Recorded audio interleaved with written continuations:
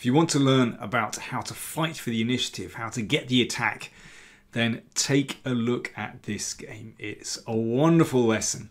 So we have Nodibek Abdusattorov, the reigning world rapid play champion, just 18 years old. He's a remarkable talent, against Shahriar Mamedyarov.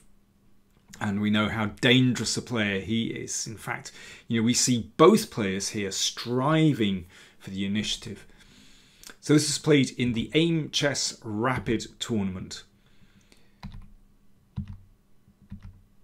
Fairly calm opening. So why is white playing c3? That's kind of to preempt c5. If c5 is played, then it's possible that white will take that and try to hang on to the pawn. So g6 from Mamedyarov and bishop f4. So now we've basically transposed into a kind of London system. Super solid for white. Castles and bishop e2 and c5. Well, one could take this, but in fact after knight e4 that pawn is going to be recovered quite quickly. Castles instead. Knight c6 and now knight d2 from Abdusattorov. I think I would slightly prefer h3 just to give that bishop an escape square here. If it's kicked by the knight, then it doesn't mean a thing. The bishop just drops back. So knight d2 from Abdusattorov, and now we see that Mamedyarov kind of seizes a chance to take the initiative, to gain something in the position, and he plays knight h5. So he just wants to grab that bishop basically, and that achieves something. And if pawn takes pawn, then knight takes bishop and d4. Well, black is a pawn down temporarily, but this pawn advance will blow open the diagonal for the bishop. That's what you want. Bishop g5 from Abdusattorov. And now Mamedyarov decides to chase that bishop down. g5. And the bishop goes back to g3. So, I think Mamedyarov has achieved something by playing that. Yes, it can be a little bit risky to advance those pawns in front of the king. However, with the bishop on g7, it's fine. And here, one could simply exchange and protect that pawn. And I think black has a comfortable position there. But, of course, there's lots still to play for. But instead, Mamedyarov takes on d4. E takes d4. And here he plays quite a risky move. He really goes for it. So typical Mamedyarov, he is just wanting to attack on the king side. There are other ways to play. One could still exchange here and play bishop f5 to plug the king side.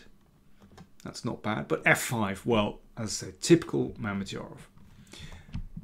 Threat is to trap the bishop. So the bishop pops into e5 and that gets taken. Some exchanges.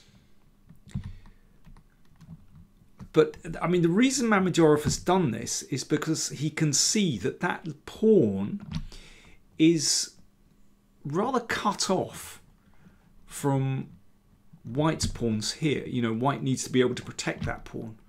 But at the moment, that's not on. And with these pawns here, that knight can bounce back to g6 and take here. Knight f3. Queen c7. So he's building up, Mamedyarov is building up pressure on the pawn here. But it's not that simple, because even if black manages to capture that pawn, black's king is quite exposed. g4. And this really forces the issue. Knight is attacked. Knight d4. And Mamedyarov, he grabs that pawn in the middle. He's not short of courage, let's put it like that. But this gives white a chance. Now, you could take the pawn back because of this discovered attack, but then the queen drops back, and then e5. knight is attacked, you can see that actually here black has managed to consolidate that center and the rooks are attacked. Yes, material is even. It's probably not that bad for white, but black is very comfortable there. And I think it's very interesting that instead of, you know, taking the low-hanging fruit, taking the easy option, instead Abdusattorov is very happy to just keep the tension, doesn't take the pawn back. Queen d2 connects the rooks, puts a bit of pressure down this diagonal. So the queen drops back away from the rook. Knight b5 attacks the queen, and bishop f1. So that queen had to defend the knight. So it's been forced back to a rather uncomfortable square, b8. And with this bishop dropping back here, that pawn is under fire. Now, if white can just take on e7, then black's king, you can see these pawns have rushed up the board, and there's a huge vacuum behind those pawns, which white's pieces are eager to fill. a6. And now Abdusattorov plays an incredibly provocative move. He puts the knight in the middle. He could just drop the knight back here, but he plays knight d4, which provokes e5, and well, this looks pretty menacing. If black can consolidate that center, could be doing pretty well. And here, well, Abdusattorov did not drop the knight back. You could drop the knight back. There's things attacked here, but bishop e6, this will actually, it's actually okay for black, incredibly. I mean, black just needs, you know, a couple of moves to swing this one over. You know, rook h8, all the major pieces connected. The king is actually okay on f7. You know, for the moment white's pieces are shut out. It'll actually lead to a draw like this. But, I mean, not a bad outcome for white. But Abdusattorov is more ambitious. He played g3. So this is fascinating. You know, he's not content with a finish like that. He's pushing on. Now, if pawn takes knight, then pawn takes knight here. That opens up the e-file for the rook. And that looks extremely dangerous. Queen takes happening as well. Knight g6 is possible. Incredibly. I mean, it looks too scary. I'm not surprised that Mamedyarov rejected this. My computer thinks that black can hold out, but really, it looks dreadful. Instead, Mamedyarov played knight h5. Queen takes h6, and this is really scary. With white's queen in the danger zone around the king, and black's queen way across the other side of the board. This knight is attacked, knight g7. Okay, so here is where I'd like you to have a little think. White to play. How are you going to pursue the attack? And this next move is incredibly cool. White to play, what are you going to do?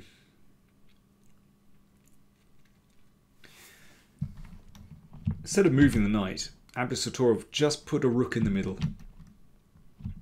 He's just saying, fine. If I station my pieces in the middle, then surely I'm going to have enough for this piece.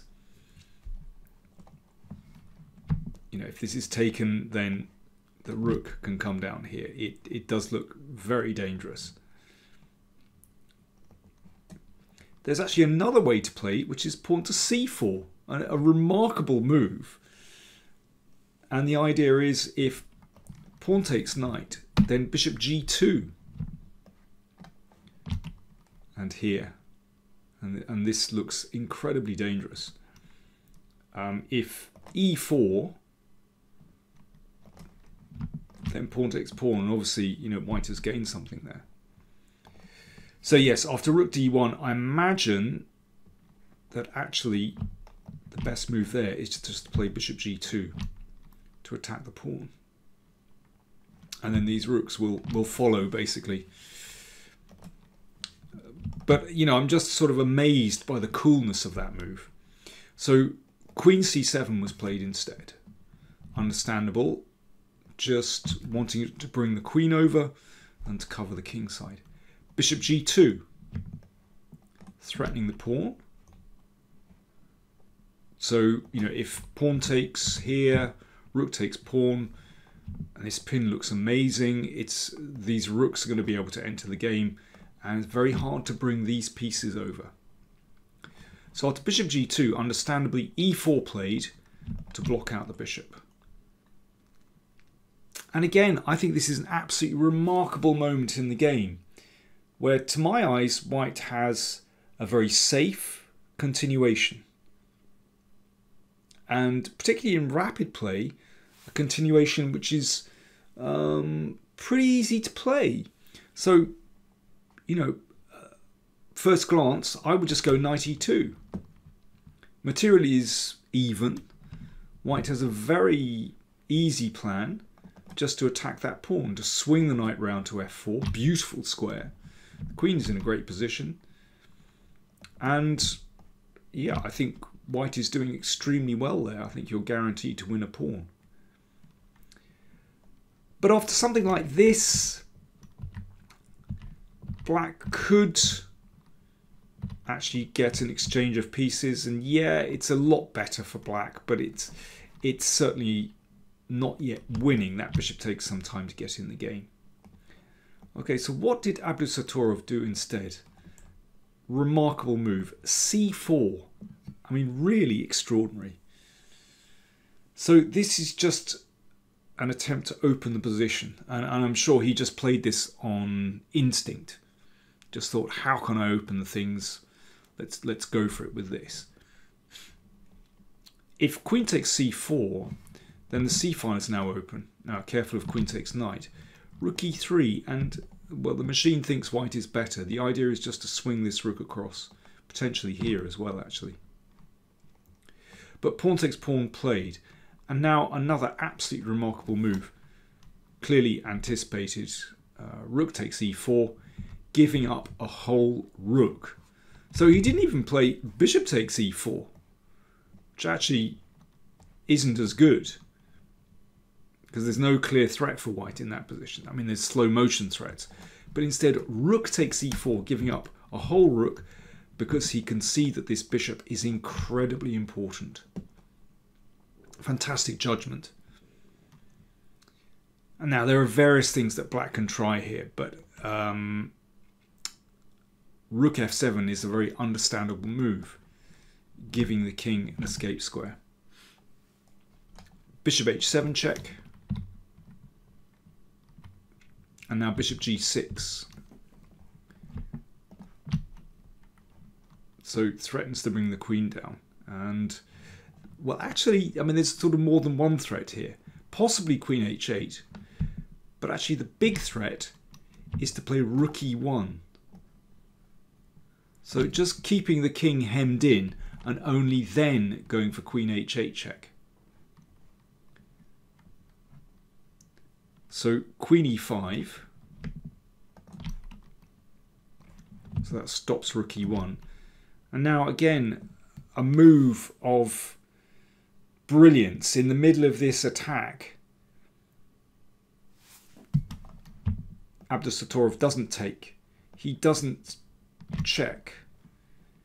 Instead he plays king f1, threatening to play rook e1 and then queen h8, and the king is trapped. Brilliant. I mean, such a cool move. In fact, it's possible to play knight c2 with the idea of rook e1, and also rook d2 with the idea of rook e2. All these moves are actually winning for white, but king f1, very cool. Queen f6, just removing the queen from the e file and threatening mate in 1, which doesn't look bad.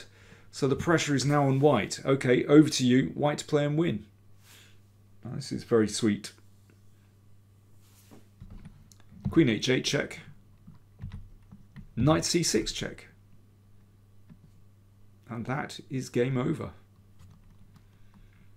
So if, let's see, if pawn takes, then check here and mate. And if queen takes, then what's the easiest? Queen d8 and let me see, rook here. That seems to do the business. Yeah. And the queen goes in the way and that's mate. So knight c6 check played. King came up. Knight here check. If king e5, you take the rook with check, and then that's an attractive checkmate. So after knight d8, king e7. And now, best move again, knight takes. Allowing the bishop to be taken, but now the knight spins back, attacking the queen. And mate follows.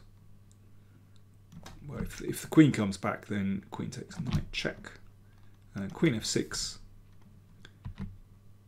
Queen d8 check. That was the final move. Because if king e6. Come on, let's chase the king all the way up the board. Queen f4 is mate. Wow. I mean, that's just breathtaking, some of the moves we had there. Going right back to, let me see, this position. And playing rook d1. Such a cool move. Just not backing down. And then a couple of moves later, this move, c4. And then sacking the rook. Breathtaking. Do check out some of Abdusattorov's other games you'll find on the channel. I'll put a link down there. He is such an exciting player. Thanks for watching.